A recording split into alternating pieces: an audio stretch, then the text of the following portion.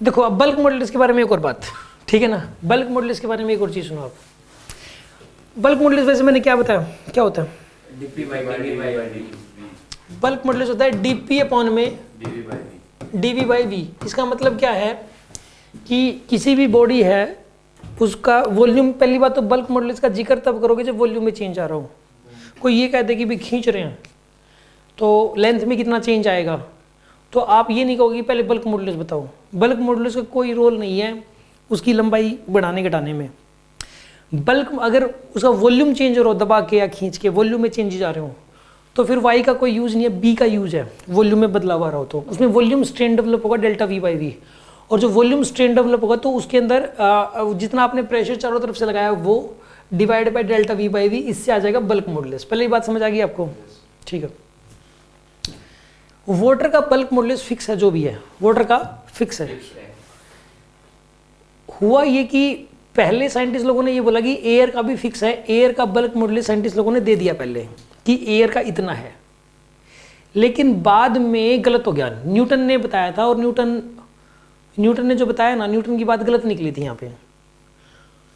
Scientist लोगों ने क्या कहा कि भी पहली बात तो ये बात क्लैरिफाई हो गई थी कि क्या बात थी गलत न्यूटन की, मैं बताता हूँ आपको। न्यूटन की मतलब जो है ना गलती, यहाँ पे न्यूटन गलत साबित हुआ है, और एक छोटे साइंटिस्ट ने उसकी बेइज्जती कर दी। साइंटिस्ट का नाम था लाप्लास। नाम सुना होगा ये? केमिस्ट्री में सुना होगा। देखो लाप्लास एक साइंटिस्ट का नाम है। इसने क्या बताया था, इसने न्यूटन की गलती निकाल दी थी। क्या निकाली थी सुनो ध्यान से। पहले ये बात क्लियर होगी कि एयर का बल्क मॉडुलस फिक्स नहीं होता। क्यों? एयर का बल्क मॉडुलस इस बात पे डिपेंड करता है कि प्रोसेस कौन सा हो रहा है। 4 प्रोसेस होते हैं। कौन कौन से होते हैं प्रोसेस? 4। आइसोथर्मल, एडियाबैटिक, आइसोकोरिक और आइसोबारिक, ये 4 होते हैं। इन कौन सा प्रोसेस हो रहा है, अलग अलग प्रोसेस के दौरान उसका बल्क मॉडुलस अलग अलग होगा। आइसोबारिक के दौरान बल्क मॉडुलस अलग होगा, आइसोकोरिक के दौरान अलग होगा, आइसोथर्मल के दौरान अलग होगा, एडियाबैटिक के दौरान अलग होगा। आगे बात समझ में आपको? अब सब में डीपी बाई डीवी निकालना पड़ेगा आपको। अब सुनो, एयर का बल्क मॉडुलस एक अलग से टॉपिक होना चाहिए। Bulk modulus of air, bulk modulus of air, ये अब ये 4 होते हैं। ये बल्क मॉडुलस एयर के 4 हो सकते हैं। अगर आपसे कोई पूछ ले कि बल्क मॉडुलस ऑफ एयर बताओ, आप कहना कि कोई एक फिक्स नहीं होता, 4 होते हैं। कौन कौन से 4 होते हैं? पहले तो सुन लो, इसको लिख लो वी डीपी बाई डीवी लिख लो। पहले तो सुन लो, आइसोबारिक आइसोबारिक प्रोसेस के दौरान बल्क मॉडुलस बनाना है तो डीपी कितना, चेंज इन प्रेशर क्या आएगा इसका? 0। चेंज इन प्रेशर 0 होता है आइसोबारिक में, तो ये 0 ही आ जाएगा बल्क मॉडुलस। एयर का बल्क मॉडुलस 0 होता है किसके दौरान? आइसोबारिक प्रोसेस हो रहा हो तो एयर का बल्क मॉडुलस आप 0 कहोगे। अभी मैं ये क्वेश्चन तो समझा ही नहीं रहा, कुछ और समझा रहा हूँ, ठीक है? अब सुनो, अगर हो रहा हो आइसोकोरिक, मतलब सर की कोई ऑब्जेक्ट रख दें हाँ, में तो वो बिल्कुल भी दबेगा ना, वो दब जाएगा, इसका मतलब बिना किसी प्रेशर बढ़ाए वो दब जाएगा, इसका मतलब ये हुआ। और आइसोबारिक है, आइसोबारिक प्रोसेस के दौरान हवा दबेगी ही नहीं, मतलब कोई ऑब्जेक्ट है उसके अंदर। वैसा का वैसा रहेगा, वो दबेगा नहीं, 1% भी नहीं। आइसोबारिक में ऑब्जेक्ट नहीं, हवा नहीं दबेगी। वो एक हवा है, एक एयर है, उसके अंदर ना अंदर के मॉलिक्यूल, अंदर में प्रेशर में बदलाव नहीं आना चाहिए अंदर का। आइसोबारिक प्रोसेस हो रहा हो, हवा ऑब्जेक्ट को नहीं दबाना, एक हवा का ऑब्जेक्ट है उसको दबाना है। हवा का ऑब्जेक्ट जैसे गुब्बारा होता है, गुब्बारा जो होता है ना, गुब्बारे के अंदर हवा भर दी, अब गुब्बारे को दबा रहे हो उसका मतलब हवा को दबा रहे हो। अब अंदर का प्रेशर भी कांस्टेंट रहना चाहिए, और आपने बाहर से प्रेशर भी बढ़ा दिया तो दबेगा नहीं। कोई ये कहना कि अंदर का प्रेशर नहीं हो रहा चेंज, हवा भर दी गुब्बारे के अंदर, अब अंदर की जो हवा है वो गुब्बारे पे प्रेशर लगा रही है कि नहीं लगा रही? मान लो 1000 पास के लिए 100 पास जो भी लगा रही है, अब वो जो भी लगा रही है ना, अब बाहर से आपको प्रेशर बढ़ाना है, लेकिन अंदर का जो प्रेशर है वो चेंज नहीं हो रहा क्योंकि आइसोबारिक है, तो वो दबेगा नहीं पक्का। इसका मतलब दबाई नहीं, वो तो दबेगा ही नहीं, और दबेगा नहीं तो बल्क मॉडुलस उसका क्या हो गया? 0 गया उसका बल्क मॉडुलस। समझ आ रही है बात आपको? आइसोकोरिक में बल्क मॉडुलस होता है इनफाइनाइट, क्योंकि डीवी की वैल्यू 0 पुट कर दो, ठीक है? अब आ जाओ आइसो एडियाबैटिक में, सुनो आप, आइसोथर्मल में करो पहले। आइसोथर्मल प्रोसेस में जो बल्क मॉडुलस होता है ना, एक काम करो आप, इसमें ये P के बराबर ही होता है। कैसे आया एक बार सोचना पड़ेगा कैसे आया। ये मुझे याद तो है P के बराबर होता है, और इसका एक होता है एडियाबैटिक प्रोसेस का होता है गामा P। ये कैसे आया देखते हैं अभी। एडियाबैटिक प्रोसेस बल्क मॉड्यूलस, ये होता है पी, ये होता है गामा पी। कैसे आया सुना आप? डिफरेंशियल फॉर्म्स दे लो। हाँ डिफरेंशियल फॉर्म से हो जाएगा ना। देखो आप P D V plus V D P is equals to N R D T. अब आइसोथर्मल में क्या रहता है, डी टी क्या हो जाएगा? जीरो। तो D P by D V किसके बराबर होगा? माइनस पी बाई वी, यही हो जाएगा ना। तो v इंटू में p बाय वी माइनस, ये नेगेटिव नहीं हो सकता बल्क मॉड्यूलस, इसलिए इसका मैग्नीट्यूड ले लेते हैं अपन। तो इसका मैग्नीट्यूड कितना हो जाएगा यहाँ पे? p बाई वी, v से v कैंसिल, कितना आ जाएगा यहाँ पर? ये p के बराबर नहीं, p बाई वी होगा, dp बाई dv। सही किया यार, ठीक है। अब सुन लो, इसका होता है ऐसे गामा p के बराबर। ये कहाँ से आया है? वो जो pv की power gamma equal to constant है ना, उसकी डिफरेंशियल फॉर्म निकालनी पड़ेगी पहले।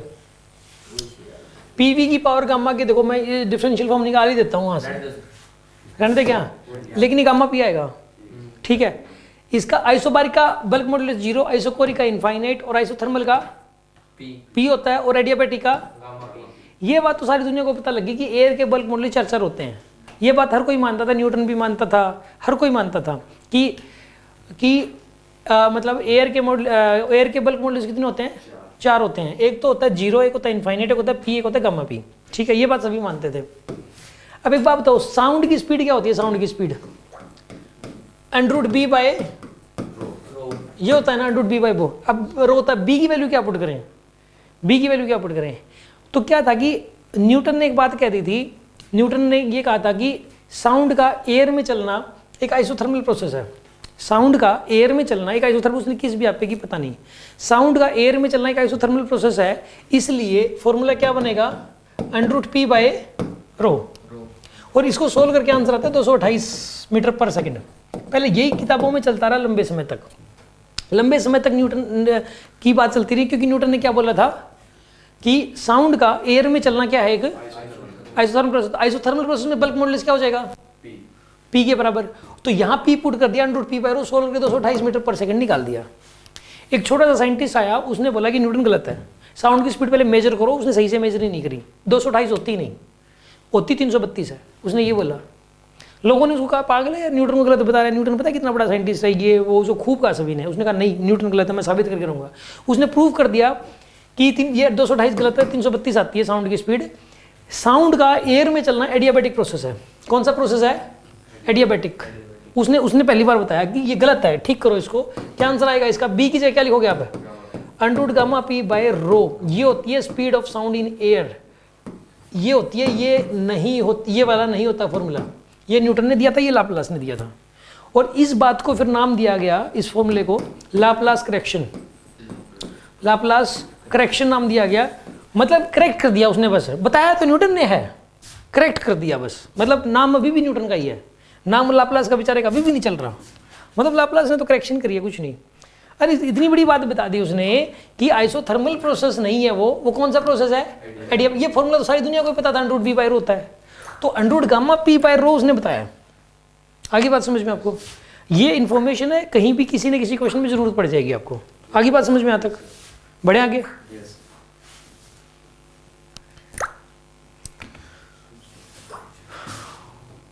अब इस क्वेश्चन को पढ़ते हैं, क्या है क्वेश्चन नंबर? क्या था ये नोट करना है या कहीं पे आपको? ठीक है, क्वेश्चन नंबर था ये 7।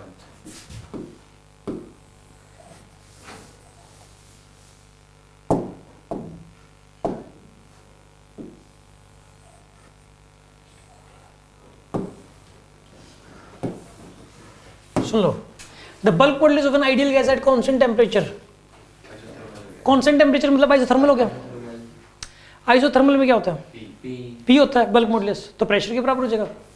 ये आंसर है इसका। अगर आइसोथर्मल की जगह क्या होता? एडियाबैटिक होता है ये प्रोसेस, तो gamma P. Iso volume constant बोल देता, इनफाइनाइट, और कांस्टेंट आइसो प्रेशर कांस्टेंट बोल देता, तो फिर ये 0 बोल देता है इसको। ठीक है।